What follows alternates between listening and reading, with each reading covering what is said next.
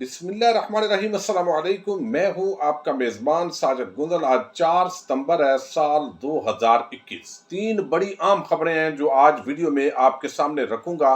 فضل الرحمان نے کرپشن کے انبار لگا دیے ہیں۔ حکومت کے اعلیٰ ذمہ دار نے آج تفصیلات جاری کی ہیں، وہ آپ کے سامنے رکھوں گا۔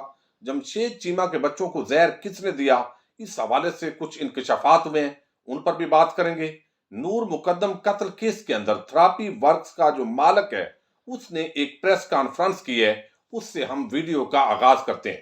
نور مقدم قتل کیس اس وقت بڑا ہائی پروفائل کیس ہے، میڈیا کے اندر بھی اس کو ہائپ ملی اور یقینی طور پر یہ ایک بڑا اندوناک واقعہ تھا۔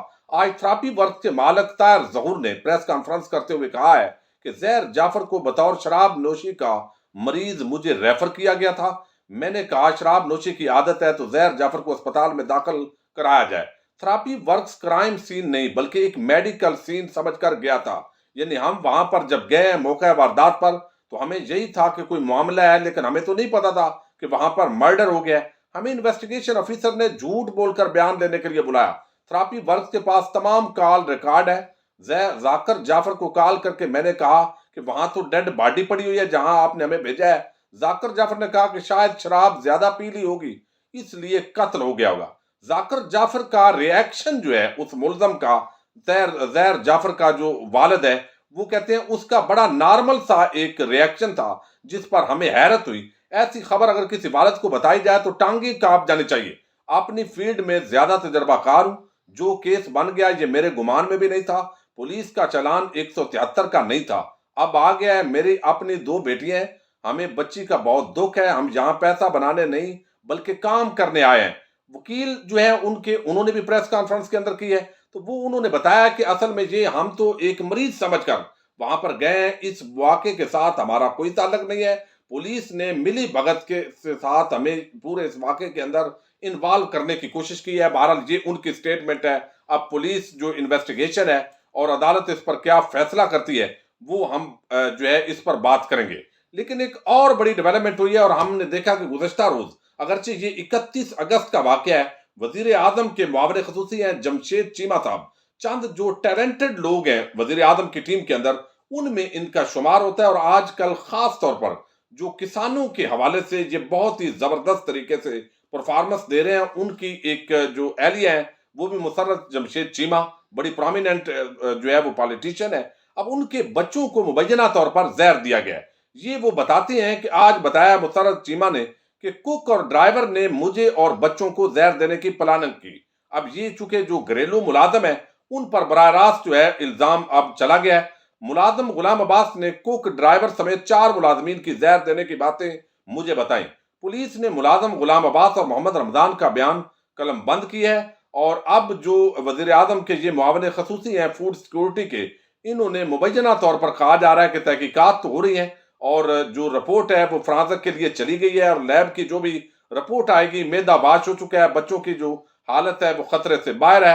لیکن دیکھنا یہ ہے کہ واقعتاً جو ملازمین ہیں ان کا یہ کہنا ہے کہ یہ بہر سے کسی اور فرد نے زہر ملائی ہے۔ یقینی طور پر یہ انتہائی ایک خطرناک طریقے سے پورا کام کیا گیا ہے اور بہت بڑا ظلم اور زیادتی کی گئی ہے، اور اس معاملے کے اندر یقیناً یہ ایک بہت بڑی جو ہے وہ انویسٹیگیشن ہونی چاہیے، اور جو کلپرٹس ہیں یہ ایک ایسا واقعہ ہے جس کے اندر انسان کا جو دماغ ہے وہ دہل جاتا ہے کہ اگر گھر کے اندر ملازمین ہوں اور خاص طور پر اگر کوئی دشمن بھی ہو تو اس طریقے سے اس کا جو ٹارگٹ کرنا ہے یہ انتہائی خطرناک ہے۔ اب میں آپ کو آتا ہوں اصل خبر کی طرف، اور اس کا تعلق ہے فضل الرحمان کے ساتھ۔ فضل الرحمان کی کرپشن کے قصے اکثر ہم بیان کرتے رہے ہیں۔ گزشتہ روز انہوں نے ایک پریس کانفرنس کی، اس پریس کانفرنس کے اندر انہوں نے ریاستی اداروں پر، خاص طور پر اسٹیبلشمنٹ اور فوج پر جو ہے وہ حملے کیے۔ تو آج اس کا جواب دیا ڈاکٹر شہباز گل، معاون خصوصی ہیں وزیر اعظم کے، انہوں نے پوری جو فہرست ہے فضل الرحمان پر جو الزامات ہیں کرپشن کے وہ سامنے لائے ہیں، اور یہ باتیں ہم اکثر ویڈیوز کے اندر کرتے رہے ہیں، لیکن اس کے بعد بنے گا کیا، یہ وہ سوال ہے جس پر آج ہم آگے چل کر بات بھی کریں گے۔ اب ڈاکٹر شہباز گل جو ہے انہوں نے ایک لمبی چوڑی پریس کانفرنس کی، اور اس کے اندر وہ کہتے ہیں کہ پاک فوج جو ہے وہ فضل الرحمان کے جو خیالات ہیں ان سے مجھے تکلیف پہنچی ہے۔ قومی اداروں پر تنقید کر کے अपनी करप्शन छुपाना चाहते हैं और इनमें मौलाना वाली बात ही कोई नहीं है। इन्होंने करोड़ों रुपए करप्शन करने के बावजूद कौम से माफी नहीं मांगी। वो विकेट की तरफ दोनों तरफ खेलना चाहते हैं, लेकिन उनको एक तरफ ही खेलना चाहिए। अब एक तो बात यह है कि एक बंदे ने करप्शन कर ली तो वो माफी किससे मांगेगा? भाई उसकी सजा है, उसका जुर्म है, इन्वेस्टिगेशन हो, उसके बाद उसको सजा सुनाए, अदालतों के अंदर ले जाएं। और अदालतें वैसे ही आपको इल्म है कि आजकल तो रिलीफ ज्यादा मिल रहा है, लेकिन अगर मजबूत प्रोसिक्यूशन हो तो यकीनन अदालतें मजबूर होती हैं और जज सजा सुनाने पर। लेकिन अब ये कहते हैं उनको माफी मांगनी चाहिए। दूसरा जो है, उन्होंने कहा कि फजल रहमान ने बड़े पैमाने पर मुल्क की दौलत को लूटा और अंदरूने बैरूने मुल्क जायदादें बनाई, मगर इस पर उन्हें कोई शर्मिंदगी नहीं है।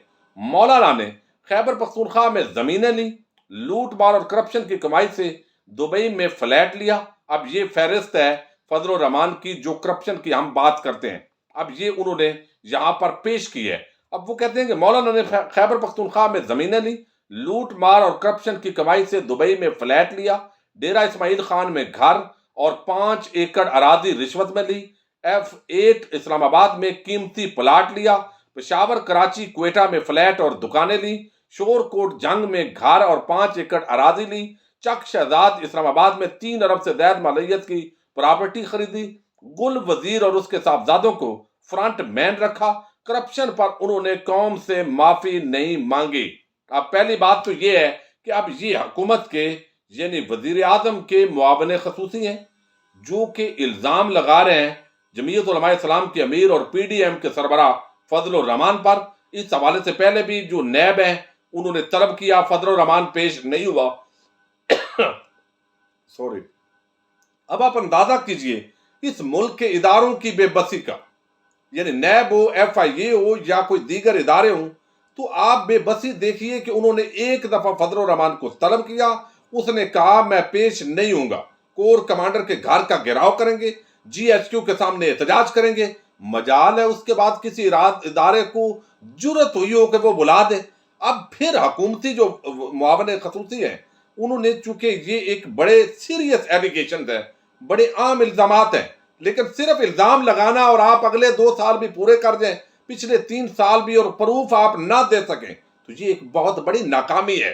अवाम ने आपसे पूछना है कि भाई एक तरफ महंगाई है और दूसरी तरफ चोर डाकू लुटेरे महंगाई करके हुकूमत पर बात भी कर रहे हैं और इनसे एक पैनी भी आप रिकवर नहीं कर सके, खा वो शरीफ गैंग हो, जरदारी गैंग हो, मौलाना गैंग हो या कोई दूसरा गैंग हो। अब ये इल्जाम लगाना तो काफी नहीं है। अगर फजल रहमान ये समझते हैं कि ये झूठा इल्जाम लगा रहे हैं तो उनको भी चाहिए कि वो हद के इज्जत का दावा करें, और उनको जरूर करना चाहिए ताकि इनको अदालतों के अंदर घसीटें।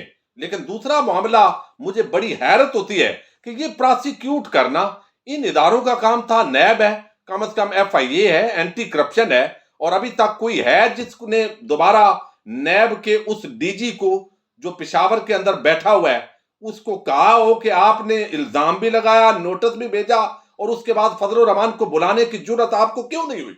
यानी इसका मतलब है कि एक बंदे के पास अगर जत्था है, अगर एक बड़ी तादाद के अंदर उसके पास गुल्लू बट टाइप लोग मौजूद हैं, तो उसके सामने तो इदारे बिल्कुल सरेंडर करके बैठे हैं। या कोई GHQ और कोर कमांडर के दफ्तर की धमकी दे तो उसको बुलाया नहीं जाता। अब मरियम नवाज को आप देख ले, नैब ने बुलाया, एक मरतबा हमला हुआ नैब पर गुल्लू बट्टों के हमरा, उसके बाद मरियम को नैब ने नहीं बुलाया। अब बंदा क्या करे? जब बात करेंगे तो कहते हैं फिर इदारों पर आप इस तरह जो है वो इल्जाम लगाते हैं। भाई आपका कंडक्ट बता रहा है कि आप कौमी चोरों डाकुओं के साथ शायद कंप्रोमाइज कर चुके हैं। आपको वो इन्वेस्टिगेशन मुकम्मल करनी चाहिए थी, वो रिपोर्ट अवाम के सामने आनी चाहिए थी। लेकिन जो बंदा धमकाता है, पथराव करता है, बस आराम के साथ उसको दोबारा बुला ही नहीं जाता, तो उस इदारे की क्या क्रेडिबिलिटी रह जाती है? अब यहां पर हुकूमती जो आम वज़रा हैं, मुआवने खसूसी हैं, डॉक्टर शहबाज गिल, जिम्मेदारी एक आम जिम्मेदारी है, वो इल्जामात लगा रहे हैं, लेकिन ये इल्जामात इस मुल्क के जो इदारे हैं उनके जरिए साबित किसने करने हैं, प्रोसिक्यूट किसने करना है? तो ये आपकी जिम्मेदारी है कि जो आप इल्जामात जायदादें हैं वो अवाम के सामने ऑलरेडी उसके डॉक्यूमेंटेशन पेश की गई है, लेकिन इसको जस्टिफाई जिस तरीके से फजल रहमान करते हैं आप उसका रिबटल दे। लेकिन ये बहरहाल उन्होंने आज इस हवाले से बात की है, और अब जो है वो हमने देखा है, वो कहते हैं कि कौमी एहतसाब ब्यूरो ने इनसे इनकी करप्शन की बाबत पूछ गुछ के लिए बुलाया है, تو وہ کہتے ہیں کہ میں نیب میں پیش نہیں ہوں گا۔ کیا وہ کوئی مقدس گائے ہیں؟ ہاں وہ مقدس گائے ہیں۔ اس کے بعد نیب کو جرأت ہوئی ہے، وہ کہتے ہیں کہ اب یہاں طاقتور کے لیے الگ اور کمزور کے لیے الگ قانون نہیں چلے گا، مولانا کو بھی دوسروں کی طرح اپنے کیے کا حساب دینا ہوگا۔ اب حساب لینے کا اعلان کیا ہے وزیر اعظم کے معاون خصوصی شہباز گل نے، اور 6 ستمبر کے حوالے سے جو ہماری مسلح افواج ہیں ان کی قربانیوں پر بھی خراج تحسین پیش کیا ہے۔ اب دیکھتے ہیں، حکومت کے اس عام ذمہ دار نے اعلان کیا ہے، لیکن اس کے بعد یہ صرف فضل الرحمان کی اس پریس کانفرنس کا جواب ہے کہ ہم نے ایک بندے نے مخالفت میں بات کی لہذا ہم نے جواب دے کے سکور جو ہے وہ برابر کرنا ہے، یا واقعی آپ احتساب کے اندر مخلص ہیں اور آپ ان لوگوں کے خلاف پروسیکیوٹ کریں گے؟ اب اداروں کی جو انڈیپینڈنٹ ادارے ہیں، نیب ہے، اس کو ظاہر ہے حکومت مجبور نہیں کر سکتی، لیکن ایف آئی اے کو تو کر سکتی ہے۔ یہ ساری چیزیں منی لانڈرنگ اور کہاں کہاں معاملہ گیا ہے، یہ اینٹی کرپشن ہے، اور یہ چیزیں جو ہے وہ لانی چاہیے بہرحال حکومت کو۔ دیکھتے ہیں یہ حکومتی جو معاون خصوصی ہے اس کے اعلان کے بعد ان کو دوبارہ 2 سال بعد یاد آئے گا یہ بیان، یا یہ واقعی پروسیکیوٹ کرتے ہیں۔ بہرحال یہ ایک عام اعلان ہے، دیکھتے ہیں۔ آپ نے میزبان ساجد گندل کو نیکسٹ ویڈیو تک کے لیے اجازت دیجیے۔